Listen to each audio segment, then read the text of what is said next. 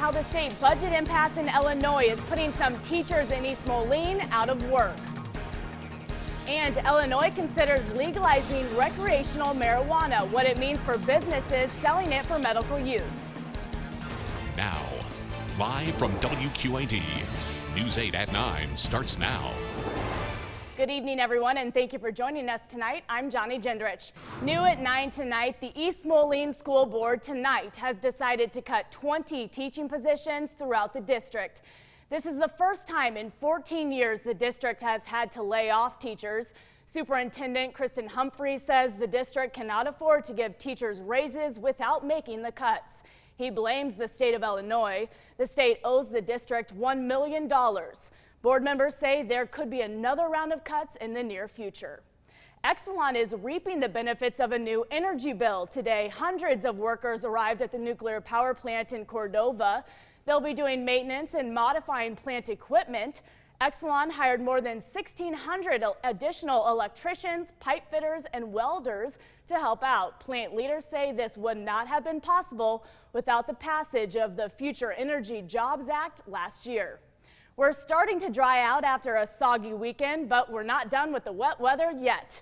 Storm Track 8 Chief Meteorologist James Zahara joins us with when we can expect the next round of rain. Hi, James. Yeah, hey, Johnny. Yeah, things are going to get a little bit more active, especially later on this week. So let's try and dry things out a little bit before that next soaker comes on through. You can see in our storm tracker lots of clouds about, maybe even a little light fog in some spots as well. But the very, very light rain that we had in the southern half of our viewing area, that has made its way off to the south and east.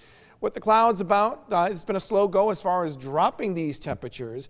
We saw daytime highs in the lower 50s, but now we're seeing those numbers on the most part average around 50 degrees, upper 40s already to our north, 51 degrees in the Quad Cities after a high of 53. Very little wind out there, and with that, as temperatures slowly fall, the air may saturate enough that we're going to be seeing a little bit of some light fog around the air. But it does stay dry. I'll tell you for how long, coming up in just a few minutes. Johnny?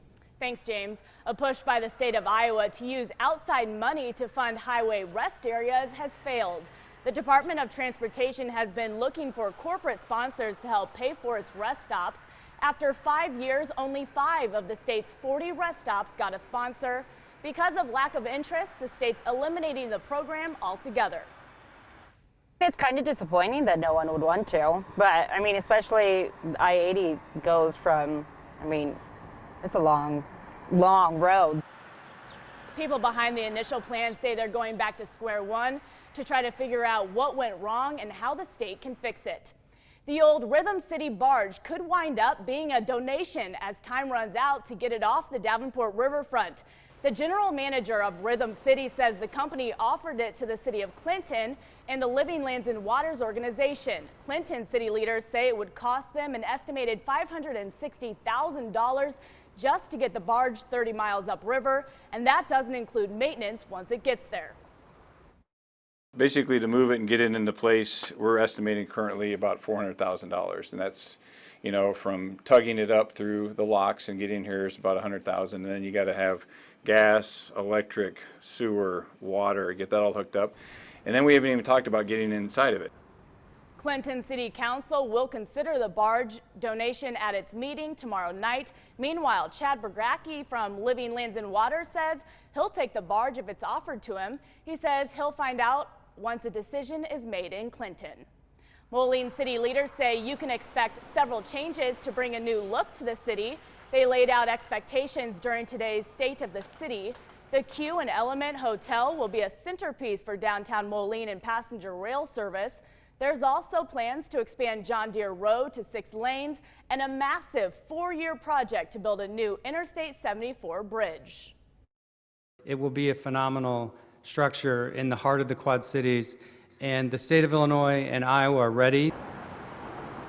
There are some new restaurants coming to a new Olive Garden. Popeye's Chicken and Panda Express are going up by the John Deere Road corridor. Considering legalizing recreational marijuana. The plan could help dig the state out of its current budget crisis. News 8's Lauren Simone explains how it could impact an industry already helping patients with medical marijuana. Here at Nature's Treatment of Illinois, patients can come up to this window to get their medical marijuana. Now the state is looking into new ways to cash in on this growing business. It's been over a year since Nature's Treatment of Illinois opened its doors to patients looking for medical marijuana. How do people cure themselves? And manager Ron Glassner says they've seen a lot of growth. The patient population has picked up. We're at about 330 patients now, since starting from zero. It's a business that's made the state about $2 million in 2016. Now, lawmakers have introduced a bill to legalize recreational use of pot for people 21 and older. They can grow it, buy it, and give a licensed business like Nature's Treatment the green light to sell it. If you have a medical card, you go to one side of the room or one side of the building, and if you're going in for recreational, you go to the other side. The regulation is no different. Illinois State Representative Kelly Cassidy from Chicago introduced the bill to help solve the state's budget problems. If approved, this could generate up to $700 million. That is not looking at job creation or business development or corporate taxes or tourism dollars or savings at the state and local levels for law enforcement and incarceration costs. But there's still a few things lawmakers will have to discuss, like how far this state will go to enforce the new regulation. So on the medical side, people have to have state-approved fingerprints, background checks, things like that. Depends on if they go that far with recreational, which I don't know. The process could be similar. Part of a potential solution to get out of the Illinois budget crisis. Representative Cassidy says it's going to be a long time before this bill can become a law. It still needs the majority vote from the House and the Senate and a signature from the governor. Reporting in Milan, Lauren Simone, WQAD News 8. The bill would allow people to possess up to 28 grams of marijuana. If passed, Illinois would become the first state in the Midwest to legalize the recreational use of marijuana. In Iowa, a bill to expand Iowa's medical cannabis program is still in limbo in the State House.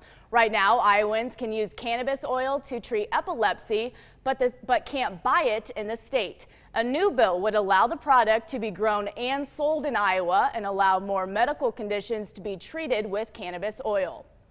3 Iowa cities, including Muscatine, are making their pitch to keep traffic cameras. City leaders in Muscatine, Des Moines, and Cedar Rapids are suing the Iowa Department of Transportation after it shut off 10 cameras last year. A judge heard both sides today. The DOT claims the cameras pose safety problems for drivers. The city leaders who are suing say their communities are less safe without them. The legislature did not intend for the state to control the methods by which our law enforcement officers are making sure that our speed limits are enforced. If it's safety related, as these rules are, I think clearly it falls within that grant. The judge in the case is expected to make a ruling in about a month. Police are asking for the public's help finding a missing woman from Iowa City. 37-year-old Katie Joanne Brooker was last seen at Mercy Hospital in Iowa City just over 2 weeks ago on March 10th. Police say she has health issues that could cause problems if she's not found. Police do not believe she has access to a car, cell phone, or money. Developing tonight, Attorney General Jeff Sessions is threatening to strip funding for sanctuary cities that don't comply with immigration laws. He says those cities damage national security and public safety. Unfortunately, some states and cities have adopted policies designed to frustrate this enforcement of immigration laws. This includes refusing to detain known felons under federal detainer request or otherwise failing to comply with these laws. Such policies cannot continue. They make our nation less safe by putting dangerous criminals back on the streets. Chicago is one of those sanctuary cities. A spokesperson for Chicago's mayor said the plan is no different than the president's immigration order. There's much more to come right here on WQAD News 8 at 9. Still ahead, a special ride. How some customized toys are giving these kids a sense of independence.